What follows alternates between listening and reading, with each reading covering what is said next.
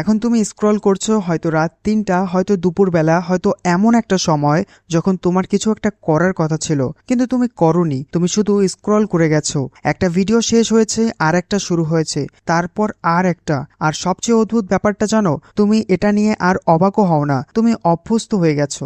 একটা মেসে একটা ছেলে শুয়ে আছে, ফোনের আলোয় তার মুখটা নীলচে দেখাচ্ছে, বাইরে রাত নামছে, ভিতরে একটা চাপা অস্থিরতা। সে জানে তার পড়ার কথা, প্রিপারেশনের কথা, স্বপ্নের কথা, কিন্তু সে স্ক্রল করছে। কারণ থামা মানে নিজের সাথে একা হয়ে যাওয়া, আর নিজের সাথে একা থাকা এখন তার কাছে আনকমফোর্টেবল। তুমি কি কখনো ভেবেছো কেন কেন তুমি জানো ফোনটা রাখতে হবে কিন্তু রাখতে পারো না? কেন প্রতিদিন রাতে বলেও কাল থেকে বদলাবো, কিন্তু পরের দিন সকালে সব একই থাকে, একই স্ক্রলিং, একই ডিস্ট্রাকশন, একই আনফিনিশড প্ল্যান। এটা শুধু লেজিনেস না, এটা শুধু ডিসিপ্লিন প্রবলেমও না, এটা একটা সাইকোলজিক্যাল ট্র্যাপ। আর রোস্ট পার্ট হলো তুমি একা ট্র্যাপড হওনি, তোমাকে ট্র্যাপড রাখা হয়েছে। কারণ ডিস্ট্রাকশন এখন শুধু হ্যাবিট না, এটা বিজনেস, একটা পুরো ইন্ডাস্ট্রি যেটা তোমার অ্যাটেনশনের উপর দাঁড়িয়ে আছে। তুমি বোর্ড হলেই স্ক্রল করো, স্যাড হলেই স্ক্রল করো, কনফিউজড হলেই স্ক্রল করো, ইভেন কাজ করতে বসেও একটু ব্রেক নিতে গিয়ে 40 মিনিট হারিয়ে ফেলো। আর ভিতরে ভিতরে একটা গিল্ট কাজ করে, আমার লাইফে কিছুই হচ্ছে না।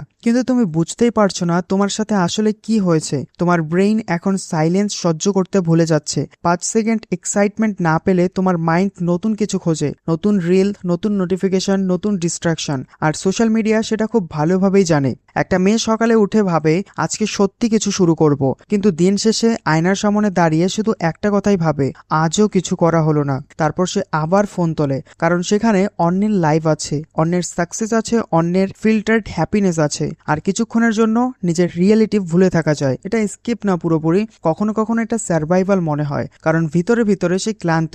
Family pressure, comparison, fear of failure, fear of judgement, লোকে কি বলবে, এই একটা সেন্টেন্স অনেক মানুষের কনফিডেন্স কোয়াইটলি ধ্বংস করে দিয়েছে। তাই মানুষ আজকাল ড্রিম দেখে কিন্তু কোয়াইটলি, বড় কিছু চায় কিন্তু চেষ্টা করার আগেই মেন্টালি পিছিয়ে যায়, আর তারপর নিজেকে ডিস্ট্র্যাক্ট করে।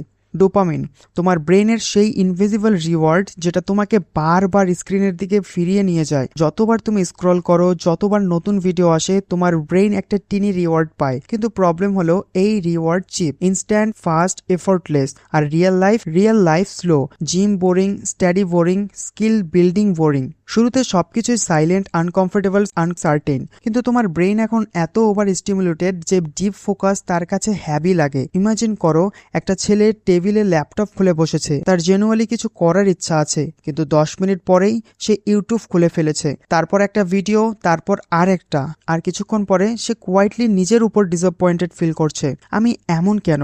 এই কোশ্চেনটা ডেঞ্জারাস, কারণ ধীরে ধীরে মানুষ বিশ্বাস করতে শুরু করে তার মধ্যেই প্রবলেম আছে। কিন্তু সব প্রবলেম ক্যারেক্টার ফ্ল না, কিছু প্রবলেম তোমার ক্যারেক্টার ক্রিয়েট করে না, তোমার এনভায়রনমেন্ট ক্রিয়েট করে। এই সোসাইটি তোমাকে ফোকাস শেখায় না, তোমাকে ডিস্ট্রাক্টেড রাখলেই প্রফিট। তুমি যত ইনসিকিউর হবে তত বেশি কনজিউম করবে, তুমি যত কম্পেয়ার করবে তত বেশি ফিল করবে যে তুমি এনাফ না, আর তখনই তুমি আরো বেশি স্ক্রিনের দিকে ফিরবে। তুমি কি খেয়াল করেছো আজকাল মানুষ একা থাকতে পারে না? বাসে বসে স্ক্রলিং, খেতে খেতে স্ক্রলিং, বন্ধুদের সাথে বসেও স্ক্রলিং। কারণ সাইলেন্স আনকমফোর্টেবল, সাইলেন্সের ট্রুথ শোনা যায়, সাইলেন্সে বোঝা যায় তুমি আসলে হ্যাপি না, তুমি শুধু ডিস্ট্রাক্টেড। আর ডিস্ট্রাকশনের সবচেয়ে স্কেরি দিক হলো এটা পেইনফুল লাগে না শুরুতে, এটা কমফোর্টেবল লাগে, ঠিক ধীরে ধীরে ডুবে যাওয়ার মতো। তুমি ভাবো আর একটু এন্টারটেইনমেন্ট, কিন্তু অনেক সময় ওটা এন্টারটেইনমেন্ট না, ওটা অ্যাভয়েডেন্স। তুমি নিজের পোটেনশিয়াল অ্যাভয়েড করছো, নিজের রেসপন্সিবিলিটি অ্যাভয়েড করছো, নিজের রিয়েলিটি অ্যাভয়েড করছো।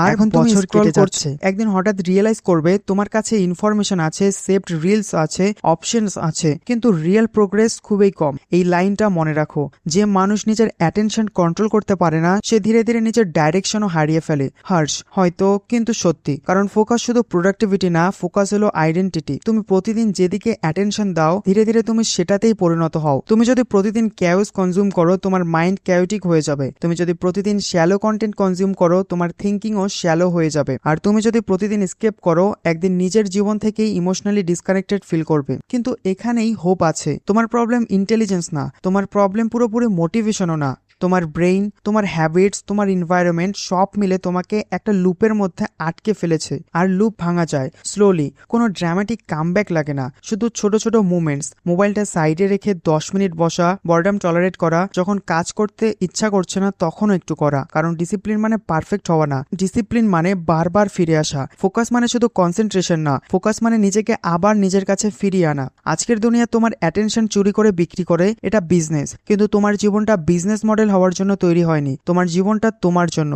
আর সবচেয়ে ট্রেজিক মানুষ সে না যে ব্যর্থ হয়েছে, সবচেয়ে ট্রেজিক মানুষ সে যে একদিন রিয়েলাইজ করে সে সত্যিকার ভাবে চেষ্টাই করেনি, সে পুরো জীবনটা কাটিয়ে দিয়েছে একটা স্ক্রিনের সামনে বসে, নিজের লাইফের মেইন ক্যারেক্টার হওয়ার বদলে একটা প্যাসিভ ভিউয়ার হয়ে।